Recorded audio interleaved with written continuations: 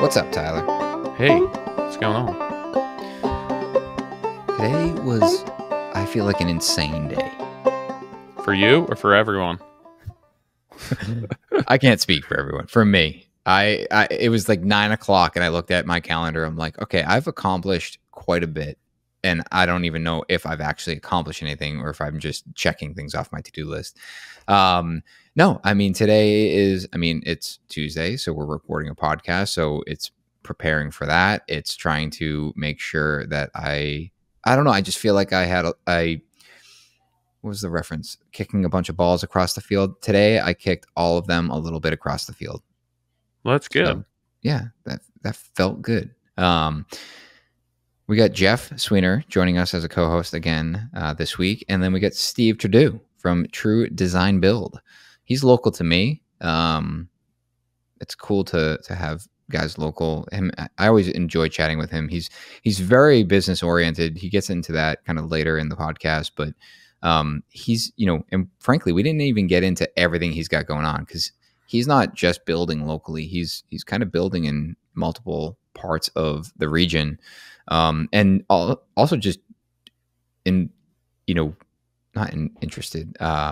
involved in kind of a variety of things. But I think what was the most interesting to hear was his process in how he grew his business and really focused on, taking advantage of opportunity when opportunity presented itself.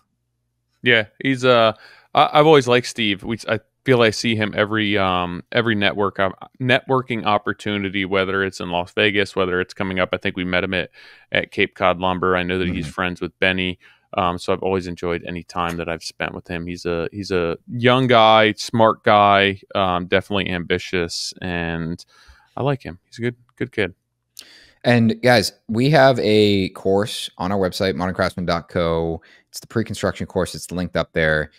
Steve actually references the fact that we've shared some of the pre-construction stuff with him over the years. All of that and more is packaged in that course. So give this a listen and then revert back to the website, check it out. And if you want a freebie, you can download the pre-construction agreement template he talks about in this podcast on the website. It's under the shop tab, and it's under the shop and then extras tab. Before we get into it, this podcast is brought to you by Andersen. Builders and contractors agree that Andersen is the window and door brand with fewer callbacks. Don't let hidden costs of callbacks and bad reviews or racked windows set you back. Vinyl windows might seem cheaper up front, but 100 series products are the sneaky value play thanks to their lasting quality. They also have a modular design for easier installs, saving you valuable time. Fewer callbacks can lead to more 5-star reviews, and that can help make sure that your business is built to last. Plus, there's the Andersen 10-year limited warranty on finish and fading on top of the Andersen Pro programs to help make your business even more resilient. For more information, head over to andersenwindows.com/Modern Craftsman. This podcast is also brought to you by Buildertrend. Whether you're a home builder or a remodeler, managing a project from start to finish can be overwhelming. Enter techno. Oh, let's say it together. Ready? 1, 2, 3. Enter technology. Buildertrend software platform gives you the tools to easily manage every step of your jobs, from planning and scheduling to the final handoff.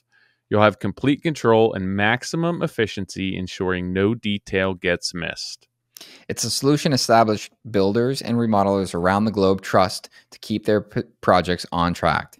So if you're ready to streamline your process, schedule a free demo today at buildertrend.com/MC demo to see how Buildertrend simplifies project management from concept to completion. This podcast is also brought to you by Velux. We know that the best type of referrals are word of mouth. And when Velux skylights go in, word of your business will get out, because adding skylights to your project improves the look of any space, impresses your clients, and gets them talking. Everything looks better in natural light, so when their space looks this amazing, you look brilliant. Velux skylights are easy to install and come with an industry-first 10-year product and installation warranty, giving you eye-catching spaces backed by the reliability of the Velux brand. Find the right skylight for your build at veluxusa.com/remodeler. Calling all home builders, remodelers, and designers, the NAHB International Builders Show is happening February 25th in Las Vegas, and it's your chance to connect with the best in the industry. For our Modern Craftsman audience, NAHB is offering 50 free Expo passes. That's one per registration. First come, first served. Do not miss out. Visit buildershow.com/moderncraftsman to secure your pass now. That link will be in the show notes. Tyler. Hey, it's been a while. Yeah. How's it going? It's going good. I forget where I was last time you were on. I think it was just you and Nick. Yeah. It's been a long time. I think Jeff came on and just gave me a bunch of shit. And then everyone was like, don't listen to Jeff. I see Jeff on Strava. Jeff, I hurt my leg, so I haven't been running. Oh, you went for a long ride the other day, though. Yeah, I did. Well, it was on my dirt bike. I was trying to track how far I went. It's not an actual bike, not a bike ride. Well, honestly, it's. I think I average like a 170 heartbeat when I'm riding hard. Oh, wow. Yeah. So it's pretty intense, but it wasn't quite as far as it probably appeared to be. I was on something with the motor. Yeah. I joined Strap. I couldn't do it. I was following you guys, and Jeff. I was telling someone the other day. I'm like, Jeff's like a huge bike. Oh, Tim, our my controller. He's very humble about it, but he's pro. Like he travels around the world in races and competes at like an extremely high level. Oh wow. And I was telling him about you, and I'm like, dude, that dude wakes up at like 4 a.m. and goes for a 100-mile bike ride before work. And he's like, are you serious? I'm like, yeah. And I'm like, well, look, I'll pull up Strava, and I'm like combing through, and I end up giving up because it was like you had just been working out and lifting weights and other things. I'm like, I'll find a bike ride later. I don't know how to use this app. But I get you and Tyler's notifications, and people keep following me. I'm like, I'm not updating anything. So, damn, too bad. Steve, do you get into Strava at all? I have no idea what you're talking about. Strava is like basically a social media for like if you bike or run or any. It's pretty much anything. It's just like it's a way to track your whatever activities you were doing as far as exercise goes. I like it just because I don't use it really for like the social aspect of it. I mean, I see other people on there, but you can basically go and like compare your results or what you've done and heart rate and everything compared to however far you went last time. It gives you like, you can tally up how much you exercise this year. So it's just a way to like go in and log your exercising. That's cool. And it creates maps too. Keeps you accountable. Like, but keeps you accountable. You're pretty active, right, Steve? I feel like we talked about this. Yeah, I mean, I used to be more. I have 2 young kids now, so they keep me pretty active. Don't fucking blame the kids. We all have kids. No, I mean, I have a 5-month-year-old and a 20-month-year-old, so it's hard. I mean, I try. I have a sauna. I call that exercise, and I'm pretty active. I mean, I guess it depends on how long you're in there. I try to go for like 15 to 20 minutes at like 200, 210. All right. That's my exercise right now. A buddy of mine, he owns a landscape company near me, and I saw him not that long ago because I borrowed his aerator. Shout out to Jeff Bailey from Bailey Landscapes. But I was like, dude, what happened to your arm? Because I went to go see him and grab this aerator, and he's hunched over. He can't shake my arm. He's like, I like ripped my bicep off. And we had another friend who had just done that. Like, it separates. And I was like, how'd you do that? He said, I was in the sauna at the gym, and an older gentleman tripped, and I went to grab him so he wouldn't fall, and that's how he ripped his bicep off. And I was like, that sucks. Wasn't even anything good. What happens in that situation? You have to get it like surgically repaired. And is it ever 100% again? I don't know. So I think it's a pretty common injury. The one guy, his daughters play on my daughter's softball teams, and he ripped one off hanging a TV. And he's like a state trooper. He works out. He's in like good shape.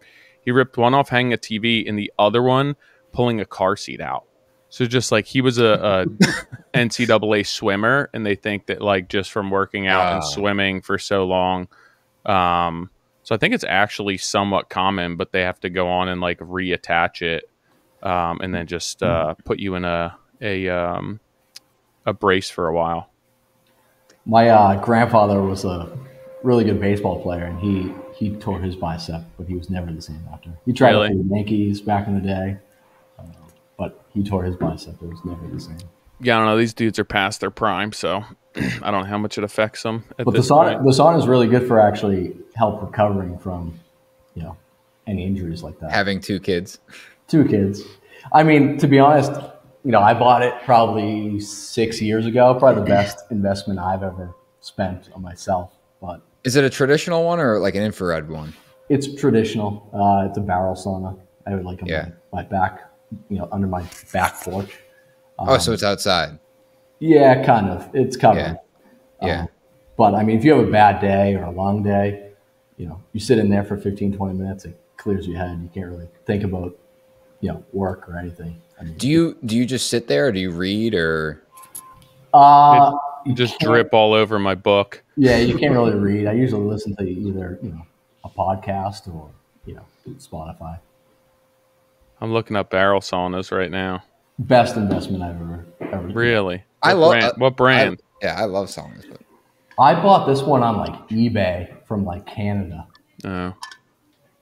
Temu? You got the Temu sauna, it lights you on fire. Well, I mean, it's a nice one. I mean, after COVID, like, everyone went through the craze of saunas and ice plunges.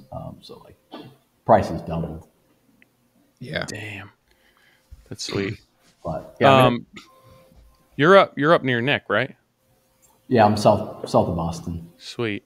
I didn't realize last time. So the last time I had seen you was at IBS. You were with Benny, old podcast guy.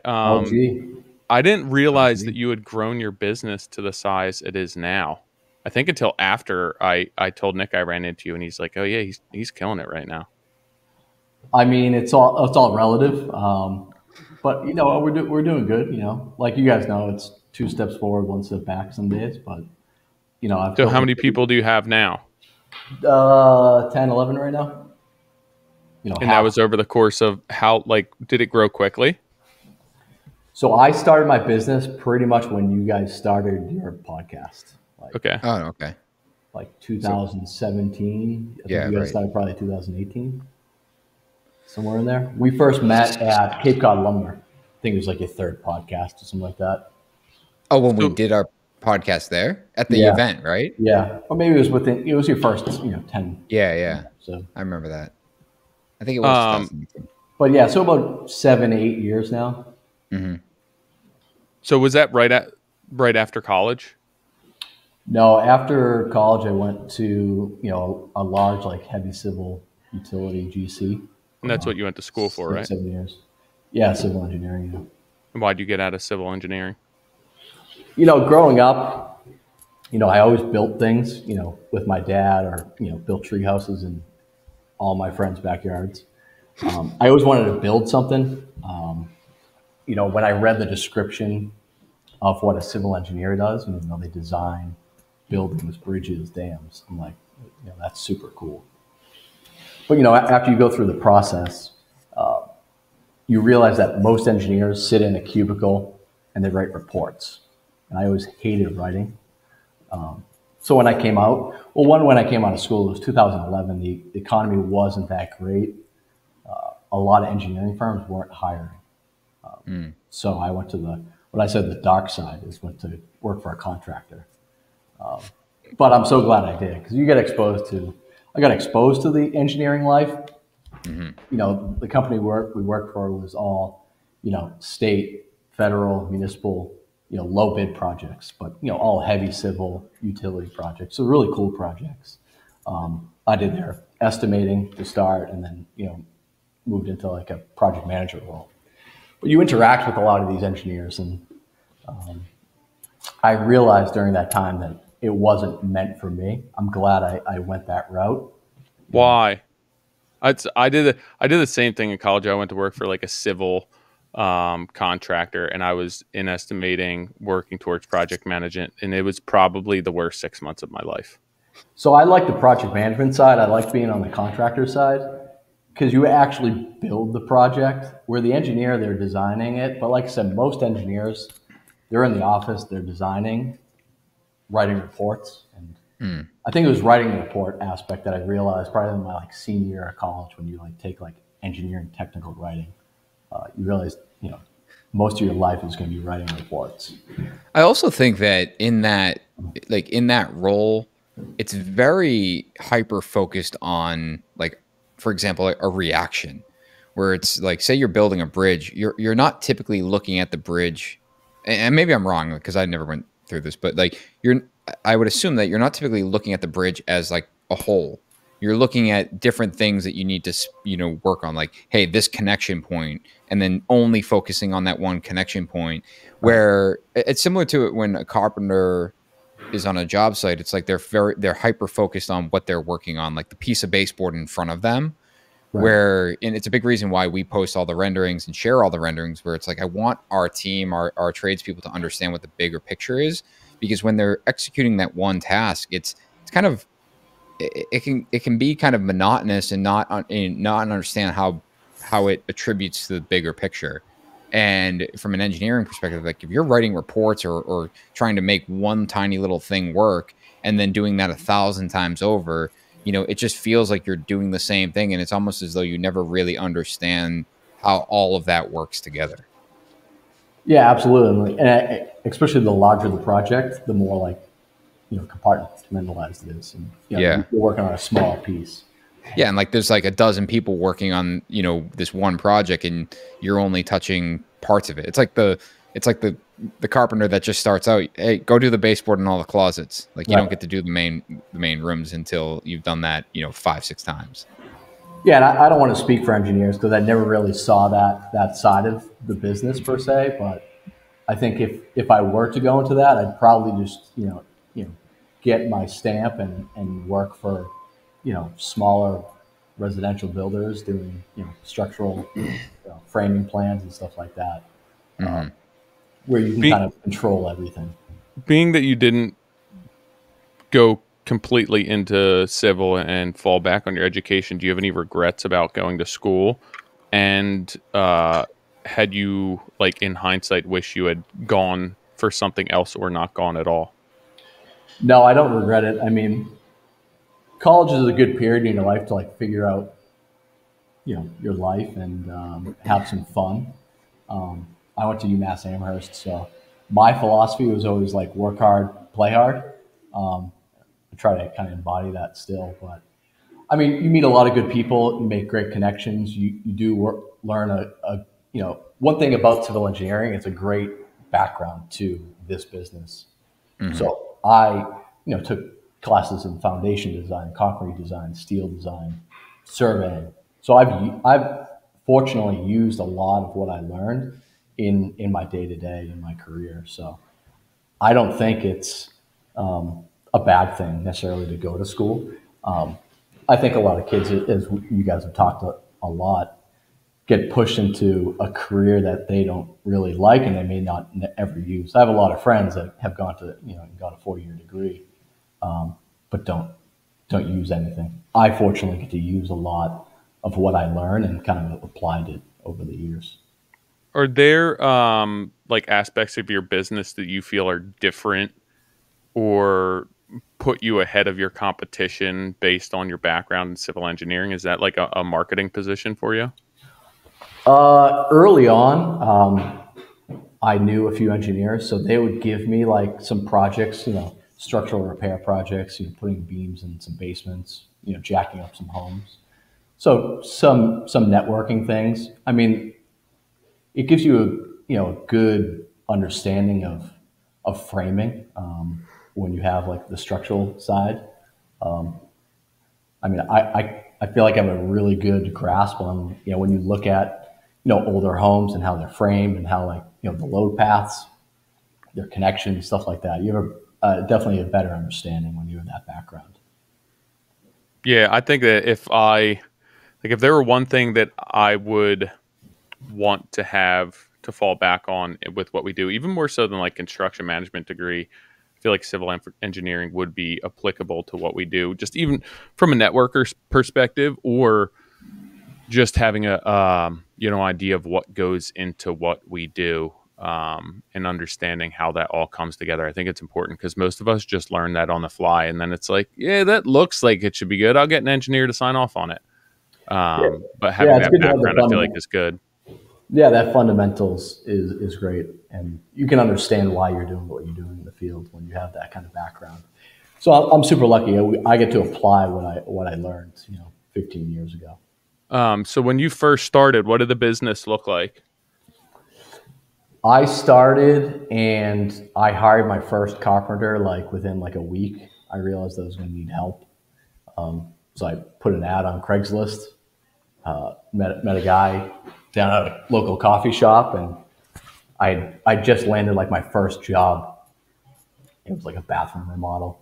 So me and him did that first bathroom remodel, and then slowly, word of mouth, my wife, my friends, all kind of try to spread the word. Soon after that, I'd say within the first 6 months, I hired my second helper.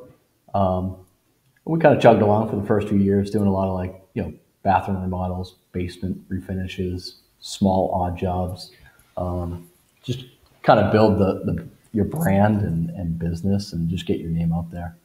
And slowly, got bigger jobs. And I'd say my biggest break is right before COVID. I got a new construction job in Quincy. My client found me on Yelp, which I didn't even advertise on Yelp. Yelp. And I'm like, you found me where? And she said, Yelp. I'm like, I didn't have. I thought that was only where you gave restaurants terrible reviews. Yeah, I didn't even know I had an account. But she was in from the Philippines, Manila, for 3 days, and just bought a piece of property in Quincy, right up on the hill, and needed to find a contractor, and called me, and I was the only one that came. And she was flying back to Manila, and it worked out. Hold on a second. She was here for 3 days. 3 days. And you contracted the job, and she went back, and you just built a house? So so she went back, and then we started our communication over Zoom. I need to get on Yelp. 6 months before 6 months before COVID hit. So, I contracted the whole job via Zoom. We built a pretty good relationship. She clearly trusted me at that point. Yeah. And it all worked out. And then COVID hit, and we were breaking ground as COVID hit. Tyler, I think we need to add Yelp to our lead generation and marketing course that we're launching. The only job I've ever got on Yelp. I don't think you sign up for Yelp. You don't sign up for Yelp. Yelp is where someone has. It just ends up there. Yeah, someone could complain about you mostly on Yelp. I don't think you say, "Hey, I'm going to open up a Yelp account and start posting things." You don't have the option. Yeah. Yeah, I'm not sure. I think I may have made a profile or something like that. When I first started out, I tried Home Advisor. Yeah. I think the underlying thing of what you just said, you created an account, and that's one of the biggest pieces of advice that you hear constantly. It's listen, you don't have to be active on every profile, but at least set up your profile and own it. Right. Especially who knows how stuff evolves over the next decade, but one of these Yelp might be the next big thing, right? And if you don't own it and have it, you're behind the 8 ball. And in your case, it just happened to work out. Hey, it probably took you 5 minutes. You threw up a couple photos, and then next thing you know, you got a client out of it. Well, it's funny when she told me she found me on Yelp. I didn't have any photos. It was just my phone number. And hey, I think she probably called 4 or 5 contractors. No one answered. And I was eager, Yeah. Early on, you have to say yes to everything. So I said, well, it's also, she's here for a short amount of time. You think about when you're trying to get something done and you call someone, they don't answer, you move right on to the next thing. Right. The next person. Typically, building a home is a slower process, but in that case, she's here for 3 days. She needs to get a relationship started in a short amount of time. and the first person to pick up the phone, is going to have the highest chance of likelihood. So how did that provide you with a break within your business? So that customer was, pretty open to really any suggestion we had. They also had a pretty, contemporary modern taste. So we contracted with Mass Architect on that first project. House was on top of a hill, beautiful view. It was the house we did the Tesla solar roof on, and Nick, I think we talked about that. What a nightmare, dude. Oh, yeah. And we were one of the first, I think, in Massachusetts that got the Tesla solar roof. And I think you were the only one. That was not a great experience. I mean, they told us early on that we'd have a roof before winter. This is like early spring. They're like, oh, yeah, when you're framed up, we'll get the roof on and you'll be good. We had to go through a whole winter with no roof on that house, unfortunately. But anyways, they were super open to really anything. So you did a Tesla solar roof, used a lot of cool new products that you guys were sharing on social media. So we actually ended up winning the Prism Award for that house that year for like best single family in that size category. It's like 2,500 square feet or less. When going back, so they had a contemporary style or like desire, but the products, the Tesla roof, like was that all brought to the table from your side? Yeah, at the time, me and my project manager, try to like research as much as we could for, they said, hey, we want solar. And like that Tesla just come out with it. So we talked with them. Mm-hmm. They really oversold that product. Yeah. But we got the cost for it. And at the time they were like giving them away. I think for that house, it was probably, I want to say it was like under $50,000 for the whole roof, 2 Tesla Powerwalls. And we were doing the math because if they didn't go that route, we were putting a metal roof on it. And it was only like, I don't know, like a $15,000 difference at the time. Yeah. And then the incentives that the state was offering, I think the state paid like 60-70% of the cost. Fast forward, is the system producing? Like, is it working? Is it buggy or? The first few months were a little bit buggy, but I think my client was super tech savvy, luckily. So once he kind of figured out like the app and how to like run it, like best run it like during the day or at night. A year in, he said it was unbelievable. They hadn't had an electric bill in months. Jeff, have you ever done the Tesla roof? No, but I put solar on my house probably a year ago, and we don't have electric bills. Pretty cool. Zero. Yeah, as far as the product, I mean the Tesla solar product was an amazing product. The install team was really good. I mean, when they came to install, they sent like 15 guys, 4 electricians. Yeah. They were great at that aspect. It was everything coming, to that point. You're dealing with a project manager that's in Las Vegas that is the intermediary between any questions to any engineers. So and they're not technical people. So we had a lot of details we tried to work through with them that just got lost in communication. Scheduling was a nightmare, but I've heard they've changed things. I mean, this was early on. Are they even off? I thought they stopped offering it. I mean, our experience was we had a similar experience. It was just, we started the process 2 years in advance of needing it, and everything was fine. And then once we were like, all right, we need to schedule this, it would be like, hello, anyone? Hello? Oh, it's we're working on it. And then we were like, all right, we're same thing. We're coming up to winter, and we have a pretty complicated roof. Like there's exterior insulation, blah blah blah. They're like, yeah, just throw an asphalt roof on it, and we'll strip it off when we get there. That's what they told me. That's what they told me. I was like, yeah, that's fine. Who's paying for that? Yeah. They're like, well, why? It's inexpensive. It's like, sure, it's $8,000 for this small little house, but that's $8,000 that is just added to it, and not to mention a complete waste. Oh, 100%. Yeah. Yeah, I mean, it's renewable energy. They tried. It's completely like discounting what you're trying to do with solar energy. That was terms like but then you're going to put an asphalt-based product or a petroleum-based product on a roof to then just throw it in a landfill. But you're going to save on your energy bill. Yeah, it was foolish. I mean, Steve's right. Like everything is there's so much greatness to it, but they basically, I mean, I think this is the way Elon works. He basically throws it out there like, hey, we're gonna do this. Everyone order one. and then he turns around, he's like, all right, we should start making these. And it's like, well, you got 1 million people in line for it. It's like, all right, let's start with number one.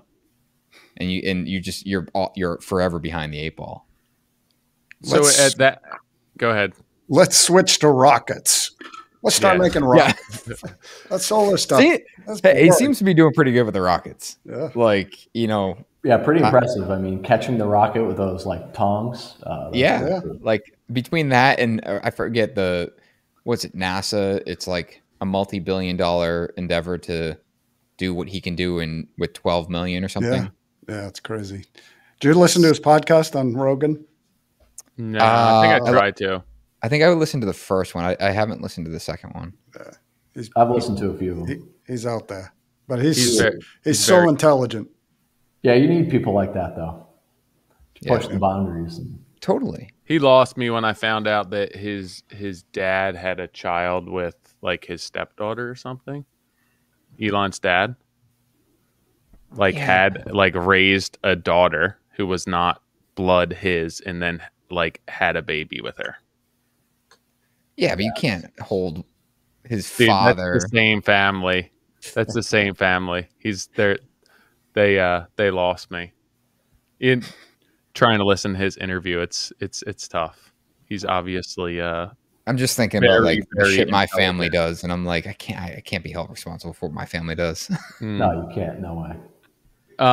So that project was at the beginning of COVID, and that was your first full ground up build. Did you bring people on to try and handle that workforce? Did it kick you in the ass with what was going on with COVID? How did you address that? I mean, with new construction, I mean, there's a lot of, it's mostly sub-based, so I didn't have to really bring anyone on my team. I had one PM at the time, so me and him kind of handled everything. But as you guys know, I mean, at first during COVID, it was like a panic. We didn't know if we could work or not. A lot of work got shut down, but fortunately we got to kind of plug through and everything was fine. But it moved. And did that project generate more work for you? For sure. I mean, then it gave us kind of a starting point, and we could actually have a portfolio now of one house completed. So did you intentionally curate branding, marketing to exploit everything that you really put into place with that project? I tried. I mean, marketing has never been my strong suit, but we definitely, put it on our Instagram. Betty Moore from why am I blanking on her magazine?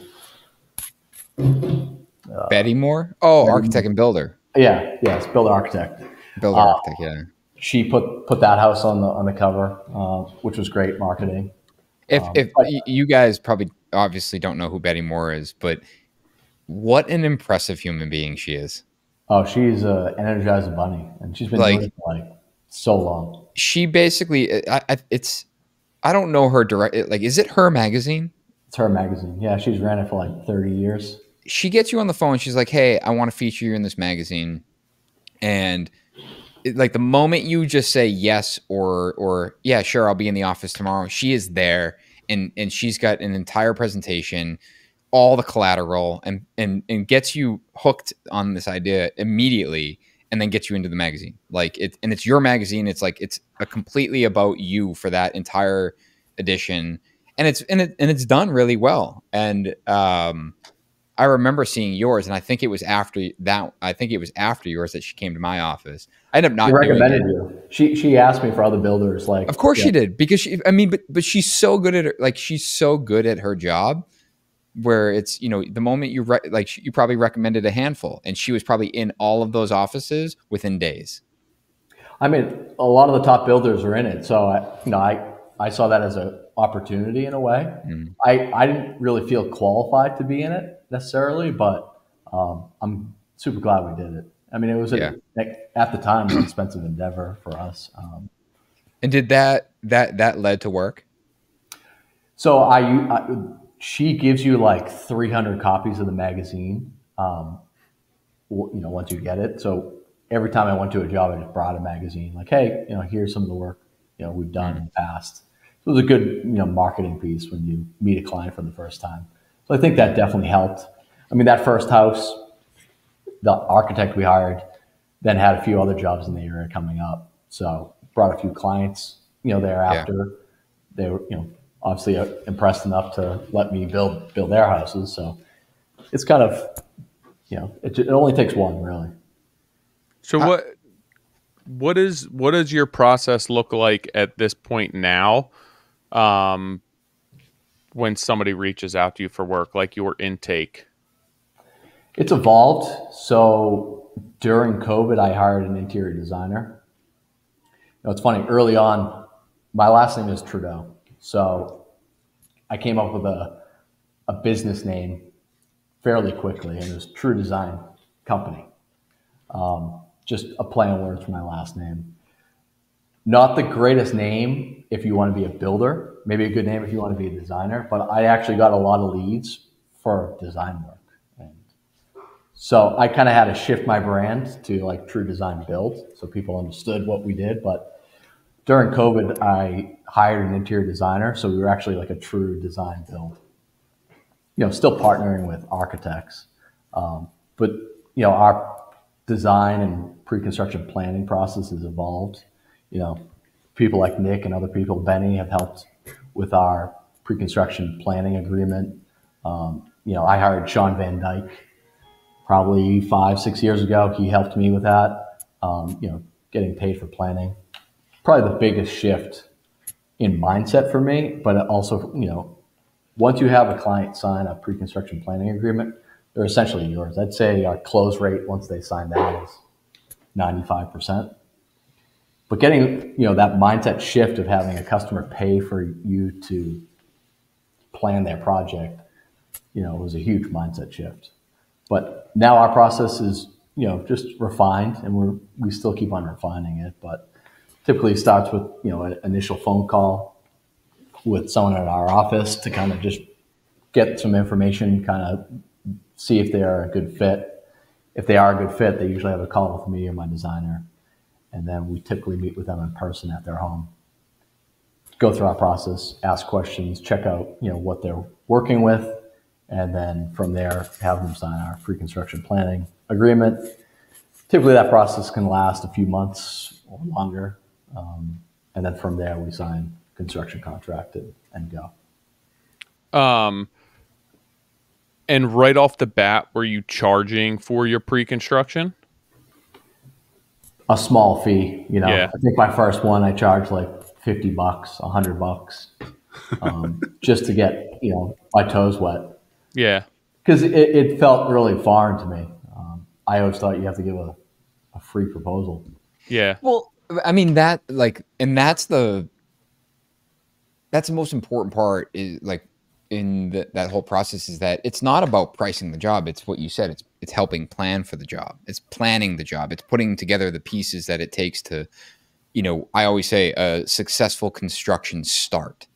Right. Where it's like, hey, the more we plan this, more time we really go through the details and make sure we understand how to build this, ultimately, what I say is I want to get to a point where someone comes to us and says, hey, I want to build this house. I want to go through pre-construction, and I want to turn around and be like, yep. And I'll do it at a fixed cost. Cause like, we operate cost plus because, there's just too much. We're not spending enough time planning the job. Right. I'd love to be able to say, hey, your project's going to cost, $5.25 million, and I guarantee it. Because like that there's such an exposure on the back end of okay, it's a $5 million house. It's like, yeah, but we only have 50% CDs, and by the time you get to 100, now it's $8 million. And that the experience, like everything that we center our process around is revolving around the client experience. And I want the experience of building a home to be, not just good, but like an exciting one, and something that is, that they appreciate and feel as though it revolved around them and their wants. And we really took it serious when they said, hey, our budget is $5 million, and it's not, sure, we can sign a contract for 5 knowing that it's going to end up at 6. When I first started working with Sean, I mean, he pushed me to not do cost plus. He's like, you really need to define the whole scope and the whole design, and give him a lump sum. Yeah. Partially because, the margins he wanted me to push, you can't really show a client in a cost plus, contract. Yeah. Right. And did that work? Yeah. I mean, it did. I mean, I still went to cost plus for some projects, but I tried to really hone in on a lump sum and a super well-defined scope. So you feel that your markup would have been too high to get the margins that you wanted for your business? Well, I mean, when I first started working with Sean, he I did like the standard 15% markup on my lump sum jobs, and he's like, you're gonna like double or triple that potentially. And that was just because your projects weren't big enough from like a volume perspective or a numbers perspective? I mean, he just really opened up my eyes to the whole, your cost of goods sold, your actually analyzing your profit and loss, your balance sheet, understanding your fixed expenses, understanding if you want to grow your business, you need to make a profit. And so I didn't really know my numbers, so we really dove into the numbers to really understand those. So you can play with the numbers a little bit, but he just the game with cost, like the issue with cost plus is what you said. It's it's always the optics of it, where in no matter what's going on or however you're building it, whatever the price is, they're flipping to the back page. What's your fee? Because they've talked to another builder or a couple, and it's like, well, their fee's 12% and you're 14 or you're 18. But the reality is like, sure, that's what the client sees optically, but the reality is like we're making money on other areas, like we all do. We can't operate. Very few people can operate on a true 12% markup. Well, because your markup is more than your margin. So if you have a 12% markup on a project, you're making less than that, and you're considerably less than that. Yeah. And then the amount of volume you would have to do in order to cover the cash that it requires to run your business, it's like it just becomes this scaling game, and you just never win. When the reality is like every builder, everyone that we're competing with, like we're doing the same thing. We all have the same number on the sheet, but we're making money here and we're making money there, and we self-performing labor and et cetera, et cetera. And it just and that's a challenge. Like that's a real challenge, no matter what price point you're at. Unless you can completely get to what would be considered an ideal client that doesn't give a shit what it costs. They just want to work with you because you have defined yourself as the only reasonable person to work with. That's the golden ticket, right? Like you want to be in a position where it's like, listen, I get you need to make money. I don't care about your fee. Just give me the best product. I've seen your product. I want it. I'm willing to pay for it. What's the all-in number? Well, I think that's where Jeff is at in his career right now. Jeff said he peaked. He's peaking. Nah, he told us not yet. He's not there yet. No, but it was last episode when it was just Jeff and I, and I was like, and I was saying how it's so frustrating because I keep getting in these positions where I'm too young, or I'm the new guy, or my portfolio is not deep enough. And I forget Jeff. I'm gonna paraphrase, but Jeff was very excited. He was like, "Oh, that makes me so happy." I'm like, "Dude, screw you, man! Like I'm struggling over here. Like I'm trying to break through, and you're over there just like riding the high wave." Well, my point was that I sat in your seat. I know. I sat in all of your seats, and Jeff, I told you when I met you, I'm gonna learn everything I can from you so I can do it faster.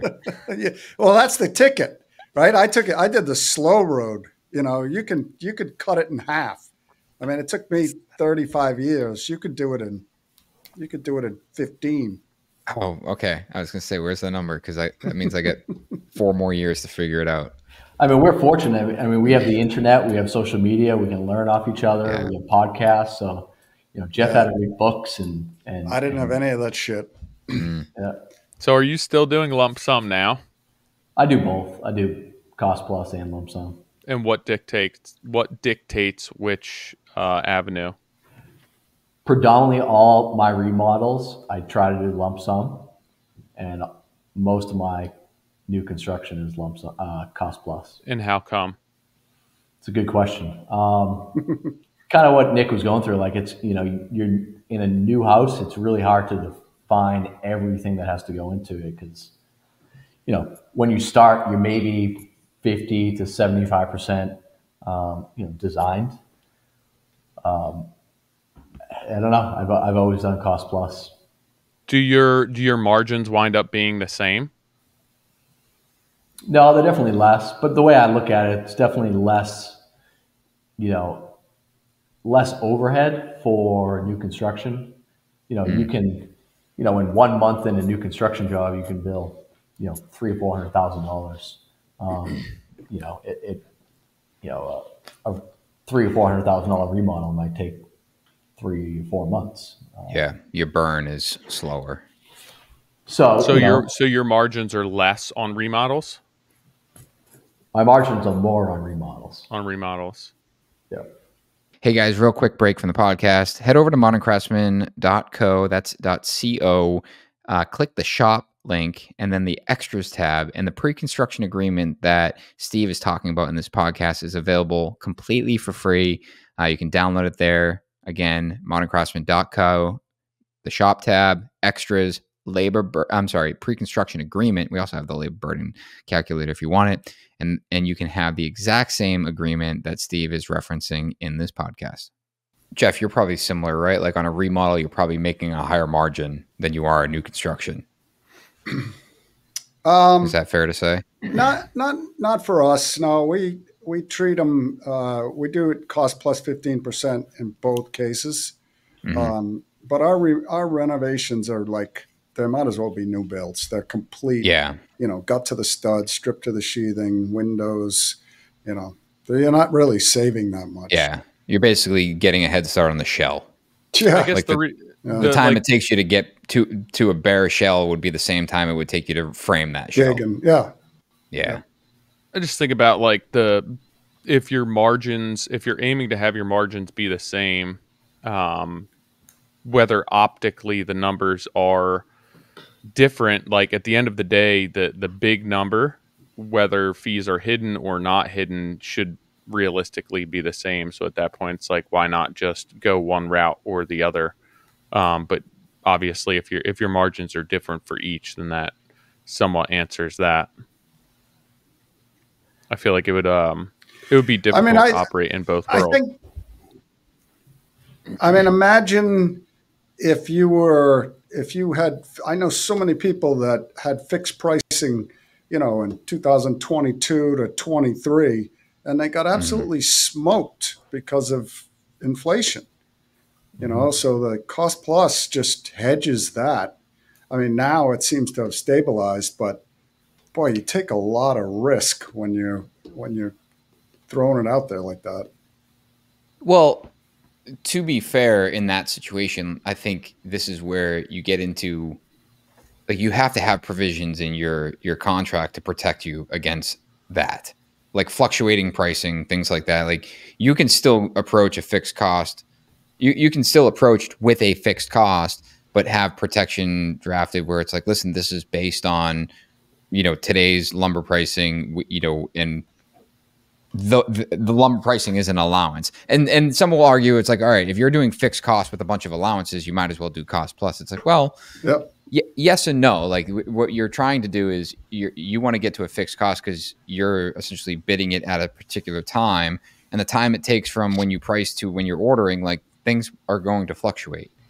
And I mean, from like when I talk about moving towards a fixed cost, like my goal would be to be able to sit across and say, this is how much it's going to cost. Once they sign a contract, we basically issue POs for the entire project. Yeah. Order material, order windows, order cabinetry, like have everything PO'd, everything ordered, deposits in, and basically be in production, because we've had, say, 6 to 12 months in pre-construction, knowing that, hey, we can execute this build at this pace, and we can order material, stock it on site, off site, with the manufacturer, whatever the case is. But where it hurts you is, obviously in rare cases where stuff spikes, but it hurts also when it's like you just delay you're just waiting to purchase stuff until you actually need it. And then it's like, well, yeah, you priced it a year ago. Of course it's going to be different. So I find the biggest difference between those two would be that, like, why I don't do like a cost plus, mine's a T&M, is because with the cost plus, if you're not doing, $500,000, $1 million renovations and a bunch of them a year, even if you're able to bury numbers and fees in there, like anything from 12 to 18%, you're just not going to make money on a 12 to 18% markup, because you are making considerably less on your margins. And if you don't have multiple millions of dollars of work in place, you are making pennies. So like I don't do lump sum because there's too much risk there. So T&M works out because essentially all of the markups are loaded rates. So like all of my labor rates, all that markup is already built into my rate. So I'm not disclosing what that number is. I'm just saying, here's my labor rate, and I can put whatever markup I need to on that. But then I'm not marking that up with an additional markup on the entire job. So that loaded rate includes all of that. So I can essentially charge what I want for labor. I don't have to have that conversation. I'm not marking up an additional 12 to 18% on top of that. Does that make sense? I kind of lost you there, but one thing I struggle with is, for my in-house labor on a cost plus job, I'm giving the client, exactly what I pay my employee plus my burden, plus my fee. I'm gonna stop you there, because this is we've talked about this. Why? The way the contract that I've used, because your contract's drafted as cost plus, and you need to charge the cost of it. And I know you have talked about this, but this is one thing I definitely need to shift. But this is so. I had one client ever come to me, and we had billable rates. I shouldn't say that. I had one client that came after me because of this, because my contract wasn't stated correctly. But I had one client question it and said, are you marking up your labor and then charging a fee on top of that? I said, yes. And they said, well, that's double dipping. I'm like, however you want to define it, like that double dipping just sounds negative. Like but yes, we make profit on our labor. We're self-performing it. We're taking the risk. And they were like, well, I don't feel comfortable with that. I said, that's fine. What I'll do is I'll sub everything out instead. I won't self-perform it. And we'll just sub everything out. And they're like, well, what are we going to pay for the subs? It's like, same rate. Like, so there's no savings? I'm like, no, I just won't make any additional profit. So you'll feel better about that. And they were like, well, that doesn't make sense. I'm like, right. This is the point. We're not billing out an exorbitant rate. We are billing out a market rate. Right. If the market says that particular role pays out $100 an hour, if I sub it or I self-perform it in-house, that shouldn't matter. The benefit of self-performing it in-house is you're paying the same rate as you would to a sub, but you're getting someone that is trained and quote unquote a company man. And that profit I make, say I make $15 an hour for every hour they work. That $15 an hour goes into training them. It goes into creating a good culture for them. Sure, it's adding to our bottom line, but it's primarily adding to the additional overhead it takes to capture that employee outside of what is the burden. So that is, going back to the other client, like we didn't have that in our contract, and we had the same thing. It was drafted in a way that it was cost plus, and basically came back and we wrote him a check back for all of the quote unquote markup we made on these employees. And someone's going to listen to this and be like, well, how do you protect that? Oh yeah, Jeff, it was a 6-figure check. But anyone that's listening, like they're like, well, how do I do that if my contract's cost plus? The simplest thing, and this is not legal advice, and I think I have to say that, but you have your billable rates in your contract, and they're signing that. It's like, hey, carpenters are making $75 an hour, a lead carpenter $90 an hour, site super, project manager, blah, blah. Like we define every single every single role with a rate. And now a follow-up question always comes is like, well, what if one carpenter is more expensive than the other? You got to define a market rate. It's not per person, it's per role. So an example is if you have a carpenter that one guy makes $30 an hour and the other one makes 40, and say you bill them both out at 75. The guy that makes $40 an hour, you're going to make quote unquote less profit on that employee, but they're likely making a lot less mistakes, or they should be, than the guy that's making $30 an hour, because that $10 delta between them, even though you're billing them out at the same rate, you're only paying the guy $30 an hour because he's not as seasoned as the guy making 40. So that delta is essentially when he's making mistakes or requires additional training or requires additional unbillable time, that additional profit you're making on the lower dollar per hour is funding that. So what makes total sense? What's going into your market rate? What you're paying them plus what? Me? Yeah. You're talking about the burden? Yeah, like your total market rate. Where's that coming from? What's included in that? Like what's in your contract, right? You're saying we're paying a PM X amount per hour. What is that number made up of? Oh, so I mean, obviously the hourly rate, but in terms of burden, I mean, it's literally anything that employee costs, and we have it down to the penny at this point. Where, an example, everyone has a Gmail email address. Those email addresses cost me $8 a month to have. It's a small, tiny little expense, but it's in there. If that employee goes away, the $8 goes away. So that's a completely loaded rate, meaning it has all of that on top of it. And then your markup, which is, say, potentially 15%, is going to net a certain gross profit margin for you. Yeah. So that particular, it's not a flat percentage upcharge, because it's going to be based on like the role. So some might make 15%, others might make 7%, because they're making a higher dollar per hour. But we're essentially looking and constantly validating that, hey, market says that carpenters are being billed out across the board somewhere between $75 and $100 an hour. So we want to basically be in that realm, or at least if we're going to be above that, we can justify it based on efficiency, quality, etc. So then your billable rates in your contract are loaded labor rates, and then your markup is generating whatever margin you're looking to achieve for your projects. Yeah. Where do you check your market rate? Do you have when I worked for my last company, we had like the blue book for equipment rates. So on any change order. Do you sub any carpentry out? Yes. How much are they charging you an hour? 65 to 95, depends on the sub. There's your market rate. There you go. I didn't know if there was like a resource you would go to, and No, I look at it basically like, if my employee takes off or I don't have them on the books anymore, how am I going to replace them? Right. So, hey, I know I can get a carpenter for $95 an hour. So let's bill out 95. So if I have to plug and play with subcontractors, I'm not in a position where I'm now overburdening a line item. Now you do that with management too. So like site supers, PMs. Site supers, yeah. Do you charge any sort of like weekly management fee, or is it just by the hour? That's something everyone does that differently. We personally bill for every hour.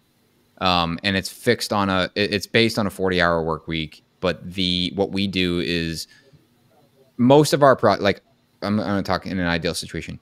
Most of our projects are multi-million-dollar projects that require a full-time super, and that full-time super means they're 100% dedicated to that one job. Mm-hmm. So they're 100% billable to that job. Every hour that they work gets billed to that job. And we, in our budget, it says, hey, this job's going to be 12 months.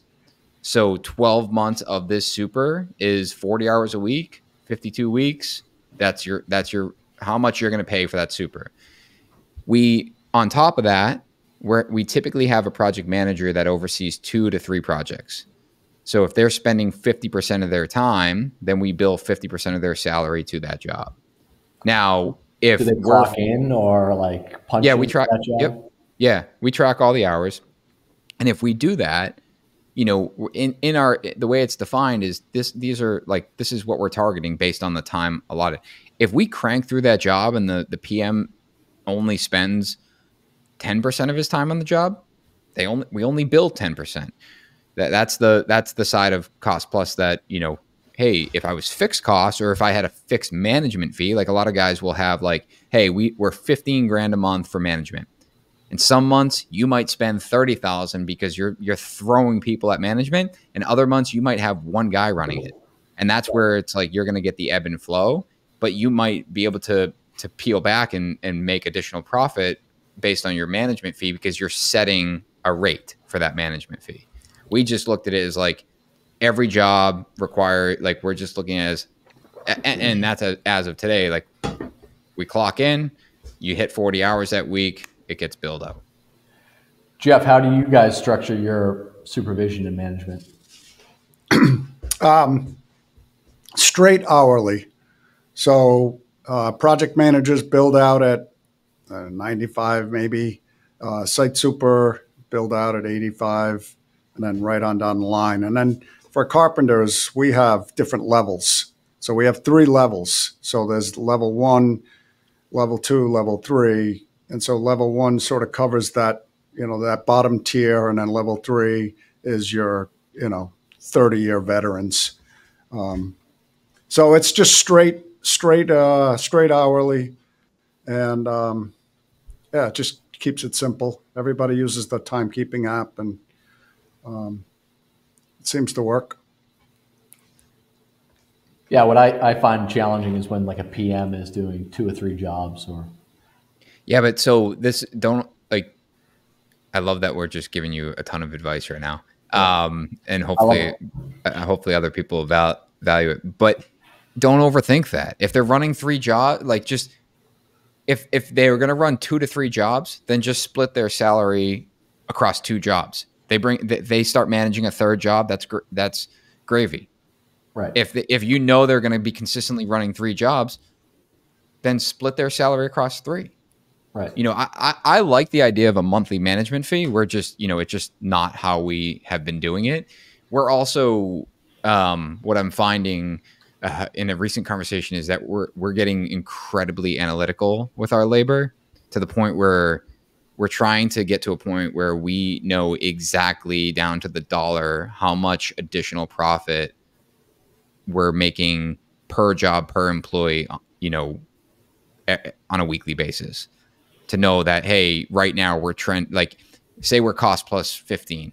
Hey, right now we're trending with the additional labor that we're making a 18% margin, and we can monitor that because we know how much profit we're making on labor. And that all started because we were spending a tremendous amount of time in unbillable labor. And it's like, all right, how much time are we unbillable? And if we're unbillable for more time or let me back up. If we're unbillable to a certain point, we're going to basically just be in a negative with every hour we work. And for example, we have our break even. So if we're billing out a carpenter at 75 and say we pay them say 35, $40 an hour, right? We know what the exact break even hours that person needs to work until they become profitable. So someone might only have to, like, as long as they bill out 32 hours a week, we know that they've covered their time. If they're spending anything more than 8 hours a week on unbillable tasks, they are now costing the company money. And, you know, my point in that is, like, that's where you start navigating the additional profit that you can make when you're self-performing work, and understanding, you know, because we all have, I mean, everyone classifies it something different, but the unbillable time is the profit killer. I mean, and also, it also happens very quickly. How are you actually gauging, measuring, and proving what's billable versus unbillable across many employees, right? Throughout a project. That's tough. That's the most complicated thing that we've head first dove into. For many reasons, right? Like, a person may think that a mistake was or wasn't their fault and it's rework, but because of what? Like, is this rework because of the clients? Is this rework because of us? Like, how are you actually delineating between billable and non-billable, when a lot of that may be subjective?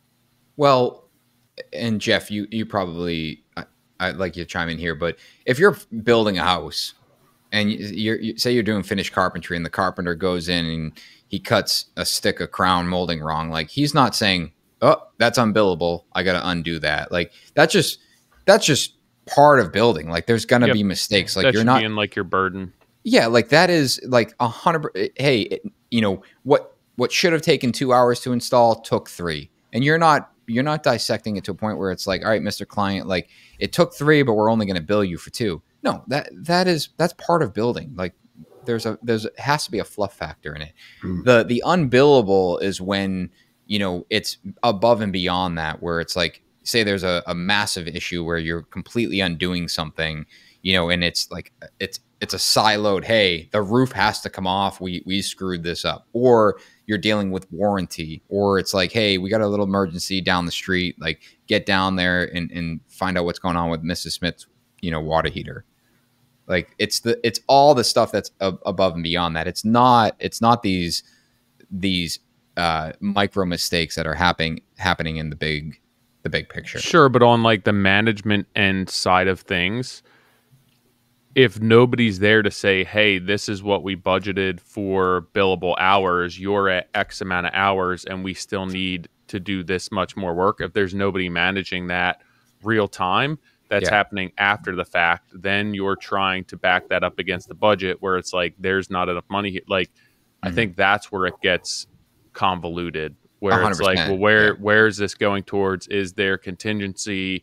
Is this change order? Can we go back after the fact? So I think that, like, the most difficult aspect of that is real time, people not knowing how long they should spend on any given task and managing the project to that. I think real world is one of the most difficult challenges that we face, especially in the cost plus world. Yeah, the ability to understand what was estimated versus how long something takes. You know, I've told the story before, but we had done this staircase replacement years ago, and I just put 2 guys on it, and they were like, you know, what's the scope? I'm like, the scope is replace all the treads with walnut, refit the handrail, blah, blah, blah. Never told them what I factored for time. And we did it. And I was like, man, that was so, you know, like, I lost a shitload of money on it. I only factored 2 weeks. And I remember that my guys being like, if we knew that, we would have approached it differently. Like, if you gave us some you just said fix it. So we just spent as much time as it needed. And I agree, Tyler. Like, the ability to understand what, like, going into a room and seeing on the wall, hey, you have 4 hours to do all the trim in this room, versus, hey, go trim that room. Like, you work differently. And it becomes this, like, almost internal challenge where it's like, all right, I have 4 hours to knock this out. Otherwise, you know, like, we're dipping into contingency or it's not as profitable. Now, the guys that go in there and be like, all right, he estimated 4 hours. Fuck it. Like, it's going to take 8, 12. Like, oh, well, there's a reality to that. Bigger issue is like, all right, well, they're not being a team player. they're not understanding the impact of that. And ultimately, like, if they're consistently behind that, maybe Jeff's estimating their job wrong, but maybe they're also just not working hard enough, and they're not a team player. It's also like if you're more sub-based, or in Jeff's case, where a lot of the carpentry work is self-performed, like managing those numbers is a lot different as well. Yeah. But you have to get buy-in. You have to get, when you create these budgets and you're self-performing, it doesn't mean you just let everybody go at their own pace. Everybody's got a certain amount of discretionary effort, right? And that can toggle 10%, right? So you take somebody, say, do this in 40 hours and then say, okay, now I need you to do it in 36 hours. Chances are they can do it. So my point is that you got to set and manage that expectation up front, and not the day before, but like a pre-construction meeting for the framing. Say, look, we have 12 weeks with the 4 of you. You guys think that's possible? You go through the steps. Yeah, we think it's possible. And then every week, it's all right. Where do you think you are? Where do you think you are? And you adjust, to meet it. But to your point, Nick, if you just say, hey, frame the house, it'd probably go an extra 2 weeks. Yeah. Well, because there's no parameter. It's the same thing when you're buying out trades. Like I'm when I'm buying something out, if I have a budget for it, I just tell them right up front, hey, I got $130,000 for electrical in this project. And usually they're like, well, that's not enough to do what you're asking. Okay. How do I spend $130,000 to get, like, how do I spend $130,000 the most efficient way? And, there's a balance there. It's like, there's a trust level where it's like, you might want to get them to communicate a price first and then negotiate through it. But if you have trust and you've built partnerships, like, these guys should be able to work with you. And the paint, I've used the reference on the paint before, where it's like, we had a price for paint. It was $110,000. I needed to do it. I had a budget for $100,000. I came to him after the fact, and he was like, listen, if I have the house to myself, I can paint the house and I can save you the $10,000, but I need the house to myself.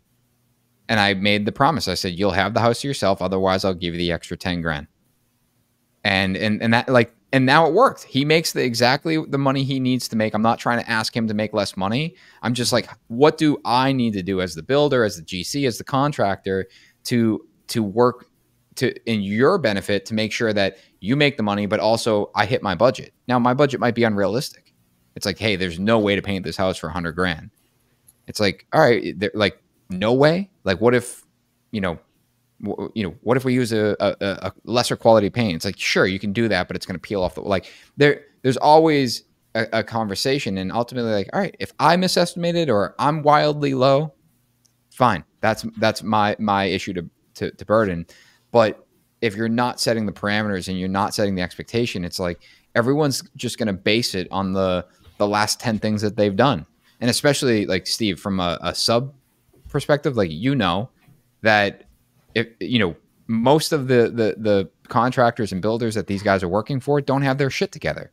No. So if you think about if you hire a tile guy and he's telling you it's going to be $40,000 to tile the house and you have a budget of 20, it's like, well, the 40,000 may have came from the fact that the last 10 jobs he did took 3 times as long as it should have because no one was ready for him. He had to grind the subfloor because someone spilt concrete all over it, like, et cetera, et cetera. And he's just in his mind at this point where it's like, all of these jobs take 3 times as long, so I'm upping my pricing. Where it's like, hey, if I promise you that you'll have everything prepped, I'll have all the tile material, all the tile selection, all the layouts, all the grout colors, material on site, like, can we hit my budget? It's like, yeah, if you guarantee me that, I can absolutely hit your budget. And then the burden's on you. How do you, is there a big difference, Steve, between the way that you manage your subcontractors and any work that you guys may be self-performing from, like, a daily perspective as far as what you're getting done, what we're charging for?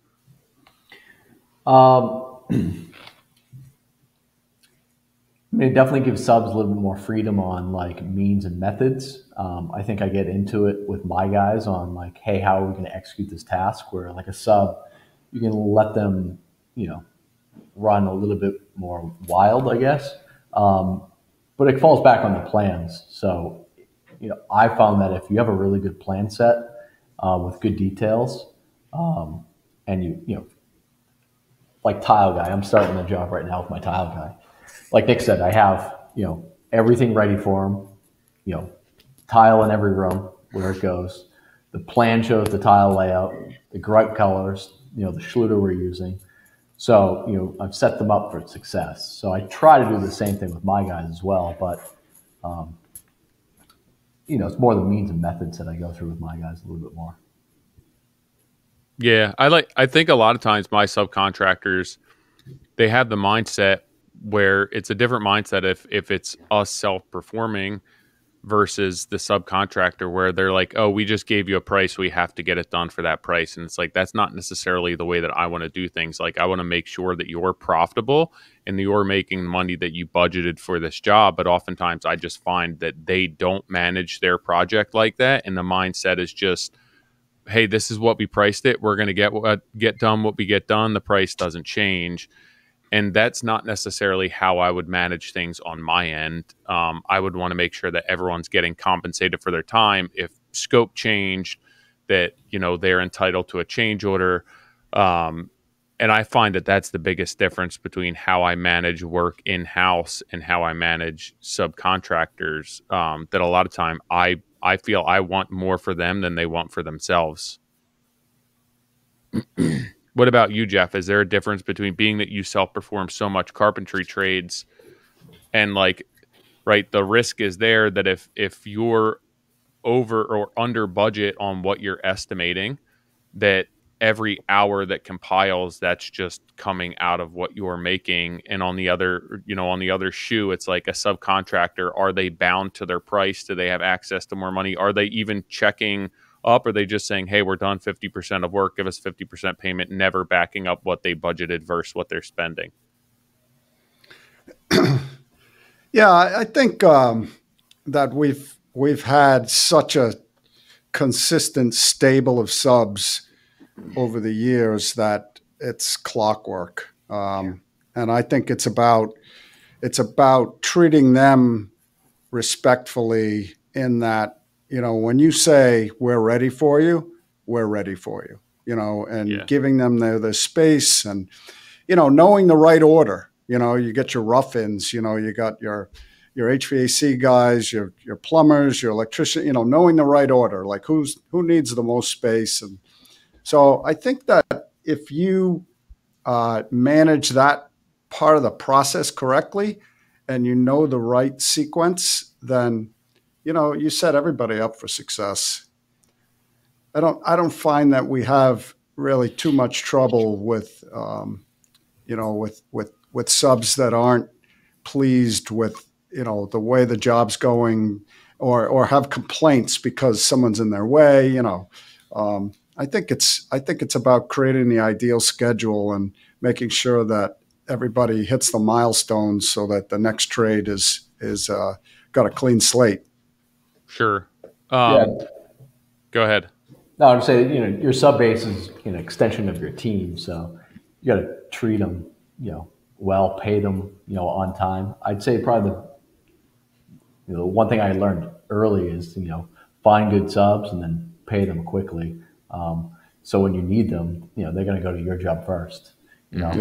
Or you're working a new construction job and it's like little things like being organized for them, maybe having temp heat in the winter, having coffee on site. Like it's like the little things. They can pick 3 jobs to go to, but if you're organized, you pay well, to warm at your job, you have everything laid out for them, they're going to pick your job every time versus going to the other guy. Sure. Yeah. That's a great point. Steve, your pre-construction process at this point, how much of design are you guys handling? All the interior design, let's say, is on my team. All the selections. my interior designers do all the cabinetry design, and we now distribute cabinets. We're a crystal cabinet dealer, so which is streamline things. But we're making all the selections for the interior stuff. And then as part of your agreement, pull out like that you're doing actual interior design and cabinet design and distributing and selling cabinets. What are you accounting for on like a kitchen renovation as far as your fee above those things, or like separate than those items? I keep those contracts like separate. So like the design contract and the construction contract are separate. Okay. So your pre-construction agreement for the construction side of things, like design aside, what are you accounting for and charging for within that? So our pre-construction planning and design is kind of, our estimating planning time for a PM plus all the design time. So they kind of are in some ways wrapped in together. Yeah. So like, what would you say your average kitchen, like take the design out of it, how much time is your PM spending on pre-construction for a general kitchen? 4 days maybe. Yeah. And you're charging whatever their rate is for their PM work, or is that an adjusted rate? It's probably an adjusted rate. I'd say, my pre-construction planning agreement isn't really where we make our profit. It's more to cover our costs, I'd say, for, the management and estimating side. I don't know if that's the right way to look at it, but. Are you rolling that fee into the project if they sign with you, or is that fee separate from? Okay. Yeah. Early on, I would credit some sort of, percentage of that back to them. Sure. But as we, took on the design component, we've kept it separate. I asked, that's similar to what Nick and at least what I do for kitchens as well. And it comes down to, like 4 or 5 days worth of work working with kitchen designers, because we don't keep that in house. And it's a combination of whatever the kitchen design fee is, plus the deliverables, plus whatever time it takes from a management perspective to get all the numbers together, meet with sub trades, and what that whole package looks like. And Nick and I put together this pre-construction course, and realizing that like literally if you do this right, the first job that you sell should be above and beyond that. And like the point that we are at now, even for a kitchen renovation, it winds up being like a viable, the way that I'm formatting it, it winds up being like a viable, sustainable model for business and an alternate revenue stream, being that it's not an adjusted rate. The markups are appropriate, and I'm not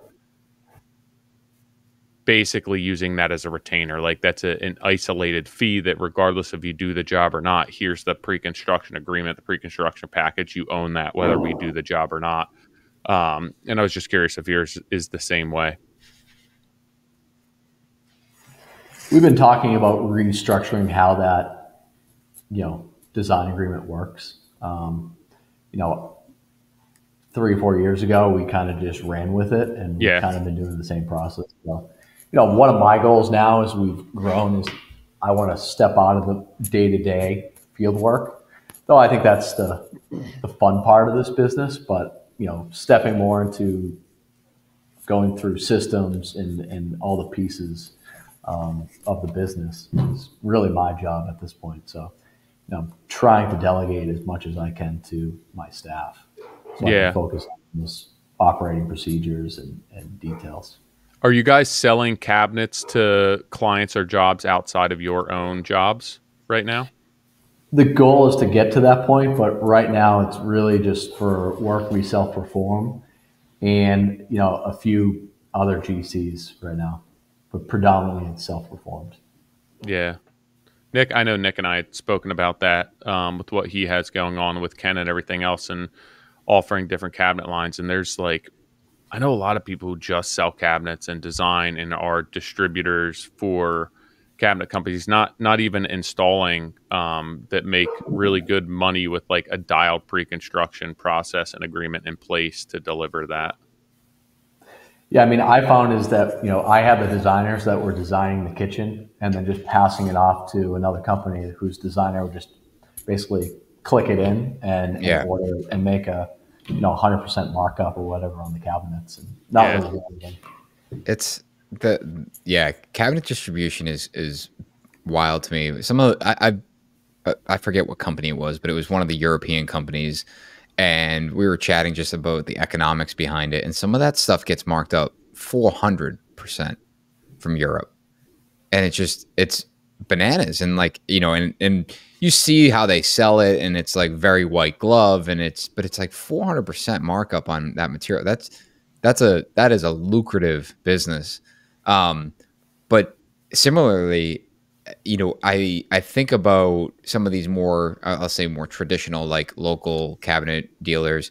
We have a smaller renovation project that clients wants to do some updates. Doesn't make sense to do custom cabinetry. Wants their kitchen just replaced. And one of our PMs brought in a kitchen designer he's familiar with. And I was on site the other day watching them. I thought they were going to show up, take a couple measurements, and basically come back with like a 2020 version and say, hey, this is what we can do. They were there for hours measuring everything. For the kitchen, this is a kitchen show, like a cabinet showroom, or a designer who, okay, that was going to basically like they have kitchen designers as well. But I'm watching. I'm like, I'm looking at the process and realizing you're here for hours. You don't have the project yet. Like we don't even have the project yet. And you're measuring the exact width of casing and tile thickness and ceiling height and my point there is realizing that they probably do very well for themselves. They probably make good money. They probably make good money on selling cabinetry and doing design. But you could, if you spent a day understanding the tech that is available to you, you could go in there and scan that room and have that information in 5 minutes? And it's just, I guess it comes down to like what you're charging as well, right? Where like it's the optics of it, where if you're charging X amount, does somebody want, or do they care that you came in and spent 4 hours measuring a space versus just winging it? Right. And comes down to user experience and everything else, value too. But that's the way to, like, I look back at when I first started and going to look at a kitchen and literally measuring everything exact and taking the time. And I was so tight for time that the mindset was, I don't want to come back for another trip to have to measure this the second time. Like, there's no money being made on this the first time around. So I'm trying to measure everything. But I wasted so much time measuring stuff like that. Or even like doors that were going to get replaced. Like, I'd sit there for an hour and figure out your 150-year-old home, this door's built in place, what size replacement door I need, and then sending out and getting like quotes for custom made doors. And I'm like, no way. I'll go and like, how wide's your door? Okay, I'm going to price this door. And if you want to go through with it, I'll come rip your casing off and measure it later at a later date. But I'm not going to like waste my time up front beforehand. But I think those are just lessons learned. I think this is just my argument on technology and how we continue to fail to innovate and adapt, where it's, I forget the app, but you can download it on your iPhone. Yeah. Canvas. Canvas. Yeah. And you can scan the room and you can literally measure, like I'm watching Steve write it down. He's like, I got it. But you can order cabinetry to it. It's close. I'm going to use air quotes. It's close enough for stock cabinetry that that you're working within 3-inch increments or 1-inch increments, like whatever. Like, you're getting enough information to not only get your pricing, but also enough to probably order cabinetry with maybe one cabinetry that you leave as I need to measure that, or I need to include a larger filler just in case. Yeah. And to that point, it's that team of the two guys that were measuring, like two guys were there, one measuring, one writing notes. Like, they were there for, again, 2-3 hours, it's like whatever, round it up, call it $100 an hour, 600, there's $600 where it's like they could have paid the $20 a month or whatever Canvas is, and they should be sponsoring this podcast at this point, and saved 2.5 hours. It's just, that's the plus it's more accurate. Yeah, Ken and I have done it. I went and measured. Why wouldn't you? Ken and I have measured and all, and I'm notorious for flipping numbers. Like if it's like if it's 565, I would 100% write 556. Like I do it all the time. I mean, it's also much easier to go and measure a space once you have a layout and numbers there in the first place, because then you're just comparing what's there. And it's like, okay, this measurement here is telling me it's this much. And there's an order of operations then you can follow. I feel every time I go to measure a space and it's early on in the process and you're still courting the customer and they're having a conversation with you, and I'm like, I don't even know what I just did for the past 5 minutes because I'm trying to talk to you and work through this at the same time. And like, it's just a recipe for screwing up. I think it would. I think we did it on a computer, but I remember we were measuring a room and we started in one corner, just went around. And so we were laying out the walls like as we were measuring, and then you get all the way and the box should close. Yeah. But it's like every 1/8 of an inch you round it up now doesn't close. And it's like, where are we off? It's like shit. But especially when you measure, pre-demo, you're measuring existing conditions, and then the demo gets done. Yeah, and you're like, hey, demo guy, will you let me know if that's 5/8 blue board or if there's like 3 layers on it? And he's like, yeah, sure, dude. No, you can get like another cabinet in there. Well, so many layers sometimes. I mean, you might have 1/2-inch blue board over horsehair, and you might gain 2 inches. Yeah, I mean, I get it. Renovation is a whole another world of like unknowns, but there is opportunity to streamline that. New construction, I said yesterday to an architect that was walking one of our jobs, my commitment to the way we build is in the next 5 years, I want to be essentially an entire shop drawing process, that we go through shop drawings for the entire build. And when we start construction, I'm fabricating cabinetry. Like everything is under fabrication. I'm not waiting for framing. The tech and the ability to do that is there. And it's the only reason we don't do it is because we fail to adapt that or take the time to learn it. And, I look at our White Oak project. We panelized that whole house. The house stood up. It fit. It landed within 1/8 of an inch where it needed to. That is more than within tolerance. I could order every cabinet based on that. And it's, and we keep creating these redundancies where it's like, you want to talk about burning man hours and finding unbillable time. It's like, you start thinking about, hey, I factored in, 8 hours to measure the whole house for millwork, and you got 2 guys doing it and it's taking them 2 days. It's like, did you really need to do that? We should be able to be in a position where we're going through a formalized shop drawing process, and you're componentizing a home, and you're I like that word, componentizing. Yeah, I like that. Trademarked. Is that a word? It should be, right? I don't know if that's a word. I'm gonna say no, but I'm definitely looking it up. I use it all the time. I do this. It's like strategizing. Componentizing. It might be componentize. Split into separate components. Dude, that's legit. It's like we're trying to componentize everything in the web. Yeah, man. Oh, look at use over time. It's never been used until the 60s. Oh yeah. And now it's right up your alley. In 2017 when Steve started. Spiked December 3rd, 2024. There's a huge spike in the word componentize after Modern Craftsman podcast. Hey, if you're listening to this episode, I want you to tag us in #componentize in all your projects.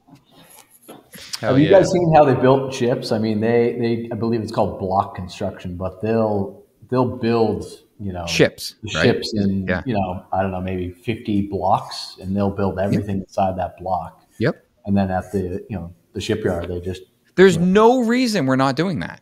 Yeah.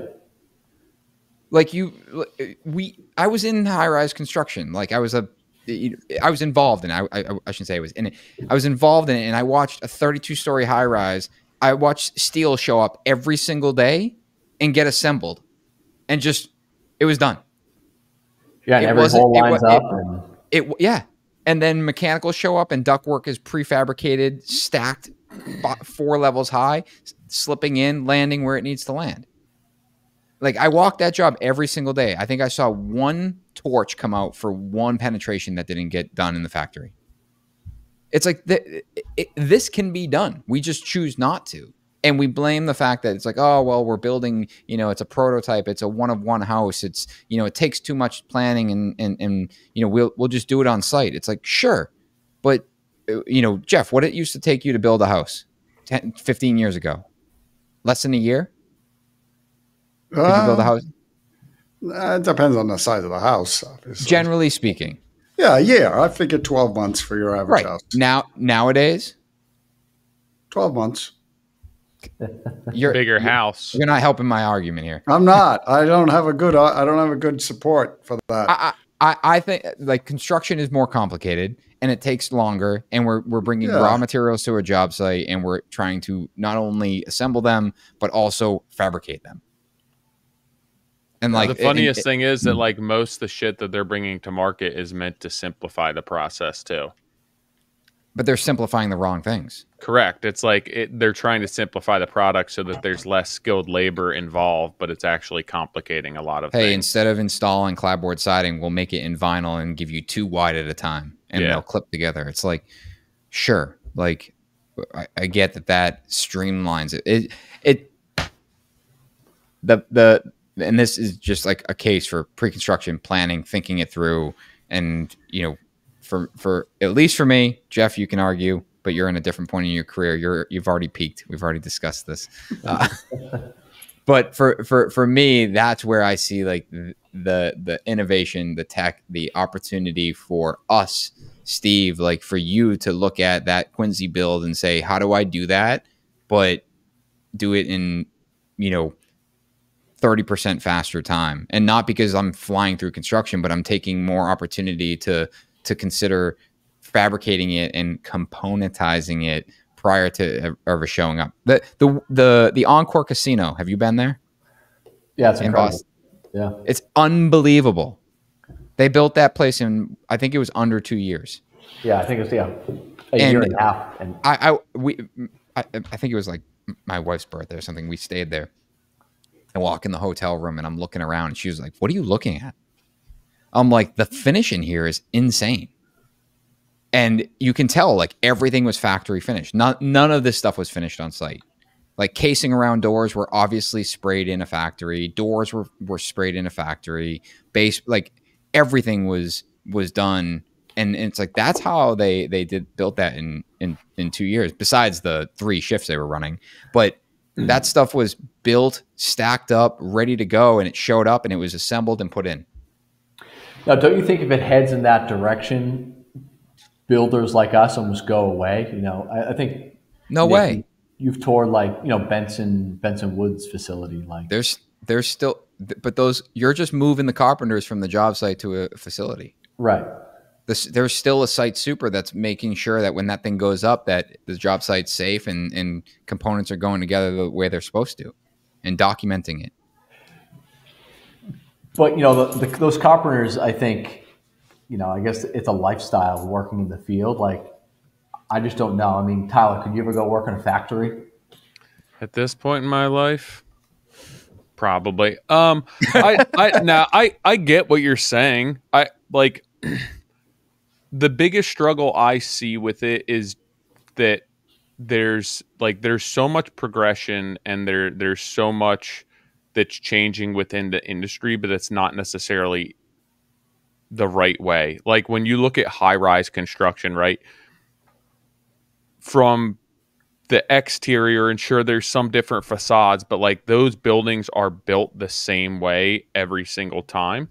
and the technology and the steel and, precast and pouring of the concrete walls, a lot of that's the same. And I think that with residential construction, they're constantly changing so much, trying to bring the next product to market. And there's such a business there that makes the biggest struggle. And that's the biggest hurdle that we face, where if that money were spent more so on developing what Nick's talking about and using the same materials and not looking for cost savings and labor savings by using vinyl materials, we could definitely do that. And I think that if you were to give somebody today the opportunity to get into trades, and it's like, hey, you're going to be framing a house inside of a pole barn with heat and a microwave and a toilet versus out in the field when it's 20 degrees and snowing and raining, like they'd probably put away their whole blue collar mentality, dirty hands, clean money, whatever the hell it is, and be like, yeah, this is just a much better way of life. I don't think that we're there yet, and I think that there's such an evolution within the industry for the wrong reasons that it would be tough. I also a lot of those guys that are framing or making this stuff in a factory end up going to the site and assembling it. So they're getting the on-site itch where, I think for a lot of guys that on-site, component of it is, there is a lifestyle to it. It's very much the romanticism of working with your hands, but there's a part of you where it can be a lot, or you're dealing with weather constantly. It's like, all right, I'm enough with this. Like, I love being in the field, but it'd be nice to just not deal with weather and shit every once in a while. Yeah, I think there has to be a balance. I think, if you have that factory side and then that, 20% of the time you're in the field, actually, erecting the panels, I think that's a good balance. I just don't know if you get the same passion if you're working day in, day out for, at a factory. I've toured, like Marvin and Andersen's, window factories, and I applaud everyone that works in there, but I just don't know if I or, the carpenters I work with would want to do that type of work every day, day in, day out. It's very repetitive. Yeah, understood. The only pushback is that there's less and less people doing that are wanting to do this work. And there's plenty of people that would stand in a factory and have a stable job like that, where, True. The small percentage that's left that does want to be in the field, there's always going to be field work. There's always going to be on-site work. I think, it's not a matter of trying to convince a bunch of people that love being in the field to go work in a factory. It's a matter of we're losing more and more people from the field, and we need to we still need to meet the supply. And one way to meet the supply is make the work more efficient and safer and less taxing.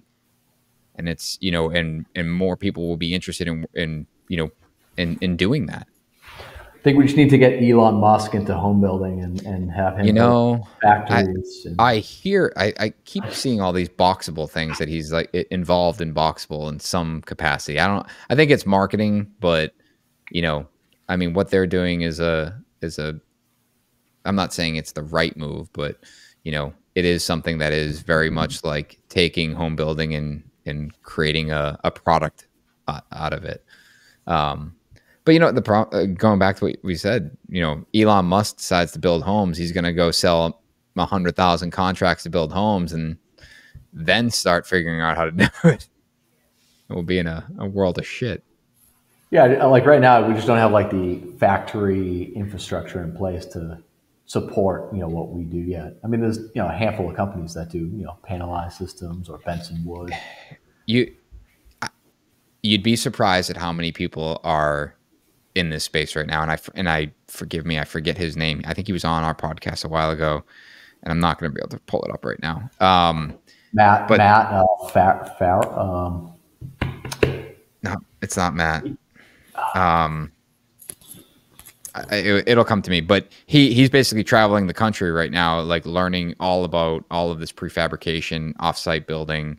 Like it's his full-time focus is acknowledging, that space.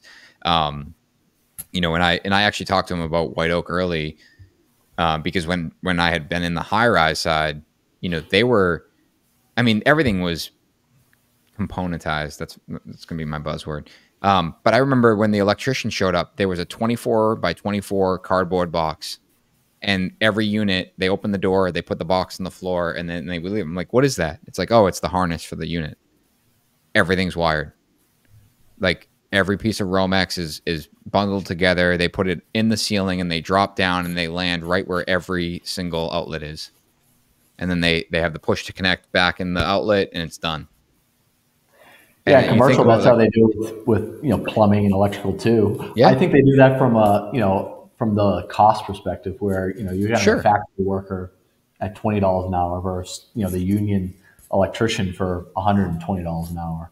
Sure. And I'm not saying that it's going to be, it's a simple adoption to residential, but there's parts of that you could adopt in residential. Like you go walk a new construction home and look at all the electrical. I mean, a lot of it bundles together and then has a chaseway back to the panel. Right. It's like, man, if you just think that through, or consider, like, you know, consider that a little bit, maybe that's something that you could pre-cut and have ready to go, where you're installing it at a certain point. I think about, like, ductwork is actually a great example, where you think about all these I-joists, or even, you know, open web joists, and you're trying to get ductwork through it. It's like, yeah, that's a great place to run ductwork, but problem is you have to do it in sections, or you're using flexible because they're only 16 inches apart. Right. But if you were framing the house, and as you were putting I-joist in, and you slid a 10-foot long piece of ductwork through it as you were sliding I-joist, you know, wouldn't that be a simpler thing? Yeah, but then you got to bring the HVAC guy out, you know, for what, to slide a couple pieces of ductwork. It's right. That's why it doesn't make sense to do it in a situation where you're putting this together piece by piece, because it becomes inefficient. But if you're assembling that floor assembly, if you're assembling that as a floor assembly, and you know that there's ductwork because it's been pre-coordinated, all you're doing is taking the piece of ductwork, sliding it in, covering the ends of it so it doesn't get any dust in it, and it gets shipped, and then it's ready to get connected. Same thing with 4-inch PVC. Like I got on our job right now, every joist bay has a coupler in it. It's like every one of those couplers is a point where that could leak. Mm-hmm. Yeah. Not because the plumber didn't do a good job, just like, hey, that's like, you know, every fitting is an opportunity for that to fail. And like that could have been, I could have installed that as I was putting floor joists and just had it sitting there waiting for him. So when he showed up, it was there and done. See, I let them just drill a hole in the side of the house and just push it right through and then patch that little hole. Well, that's the difference between you and I, Steve. After it's all done. Oh, man. Until he comes in and puts a level on it and says, this thing's dead level.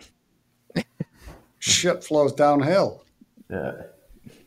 Well, yeah, oversize the hole, Jeff. Make it bigger. Yep. I don't know. You know, it's obviously something that I'd probably spend too much time thinking about, but way too much. Oh yeah. And, you know, ultimately I see construction getting very expensive and very complicated, and everyone pushing back at the cost of construction. And, you know, in my opinion, it's how do we create efficiency and streamline the process so we are not constantly asked to dilute the product that we're trying to build. Of course, there's the 1% that doesn't care about the cost and only wants the best quality, but that is, you know, largely or that is not the majority of the market. And if we can make higher quality construction more available and obtainable to the majority of the market, I think we're doing something much better and, you know, grander for our industry. For sure. I mean, I think it's so hard with inflation and the cost of materials going up so rapidly. It's so hard to keep those costs in check. I mean, I got a letter from my concrete supplier, you know, $10 a cubic yard increase January 1st. I feel like a few years ago, concrete was like $100 a cubic yard. I think it's up to like $175 now. Mm-hmm. It's not going to get better. No, I don't think it will get better. Maybe interest rates will come down. Not much. That's another podcast. Not much. Well, we appreciate you taking time out of the day to come and join us on the podcast. Oh, absolutely. Especially right after the holiday. I feel like everyone's probably working to get ready for the holiday and take time off, and then you can get right back to work. It's like, you know what? Take off Tuesday early. I was in the office, so it wasn't bad at all. Sweet. Well, we appreciate it. Yeah, well, thank you guys. Good to see you, Steve. We'll see you in Las Vegas. With Benny. Hey, are you going to come to our opening night? Most likely. I'll be there. Okay. So what is it, Monday night, Tyler? I booked my flight. That's it. I'll figure out the rest. I actually have to book my flight because I remember a couple of years ago it was very last minute and very expensive. I never. Me and Benny my said flight that on last time. year too. We got to book our hotel early because we were like at the MGM at like opposite end of Vegas. God, now you're making me stressed out. I haven't done it. I never do this. And I always forget. Yeah, definitely have to. See, I love that trip because I go to IBS and then I always try to ski. Oh yeah. After, so. Jeff, are you going this year? No, I'm not going. Lame. I'm going skiing. Fine. Where are you going? We have a place at Sunday River in Maine. Nice. I'm not too far away from there. I have a place outside of Bridgeton in Harrison, Maine. Oh, nice. Yeah, the lake, right? Is that the lake house that you have? Yeah. I saw that on your Instagram. Yeah, we just built an A-frame up there. So it was That's a fun cool. project. Yeah. Nick, the event is Monday, February 24th. Yeah. A Monday night. I fly in Monday, so. Well, come right to the party. If you guys want to hang out with Tyler, me, Steve, and 400 other people, February 24th, Monday night. Where is it? You can grab your ticket, contract at Coalition. The Nomad at Park MGM, Las Vegas, 6 to 8 p.m. There you go. Tyler's way more prepared than I am. All right, Steve, Jeff, always good to see you guys. Thank you, gentlemen. All right. Appreciate you hanging around. All right, we'll see you. See ya. I didn't realize. I thought he had been in business longer than me. But I remember that project, and I mean his new build, and I had thought he had built prior to that.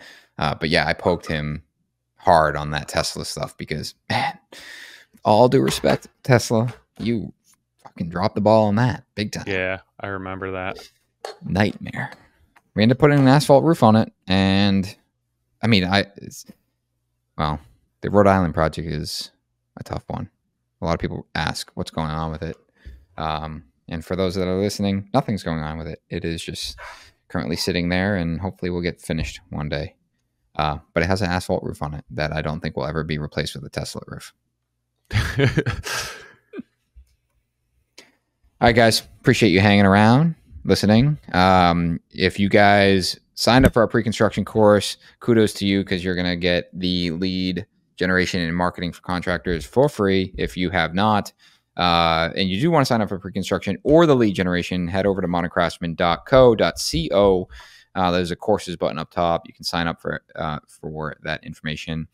Keep an eye on our social because we've got a bunch of freebies lined up to give you. We've got the labor burden calculator that actually is a really great segue from what we were talking about today, as well as the pre-construction agreement template that's on our website. You can download both of those for completely for free. And I also just put together an email script. A bunch of people reach out to us and like, hey, I know, I want to network with interior designers or architects or real estate agents. It's like, I just don't know how to do it. Or or even worse, they're like, hey, I got coffee, but it didn't lead to a job. It's like, man, like it's like dating. You can't just get coffee and then you're getting married. This is about building a relationship, but how do you open up a conversation about that? How do you get that first meeting? I put together my email script and we're sharing that again for free. I've been posting it on social media. We'll get it up on the website. DM me at Nick Schiffer if you want it. Yeah, we have that marketing and lead gen course should be dropping soon. We're wrapping up some final edits, getting some documentation in for that. We also have some addendums to the pre-construction course. I know we had a handful of people purchase that over the weekend. So we have some stuff that we're going to be updating there, which will be the case with all of these courses. As we progress, as we learn more, as we develop the systems, we'll be adding to them. So once you purchase, you're in at that point forever, and you'll get any updates, any new information that we add, any new templates, whatever may change within the course, you'll be notified about that. I put together a paint course on just products that I use that are off the shelf that you can go pretty much any store and pick these products up. What else? I think that's it. You should be on the email list. If you are not, you can get that on the pop-up on the website or on the contact form. That's going to be the best place for you as far as all of these links, all of these products, any news information that you need that's Modern Craftsman related, even upcoming guests, is going to be by joining that email list. So if you have not, do that now. See you guys next week.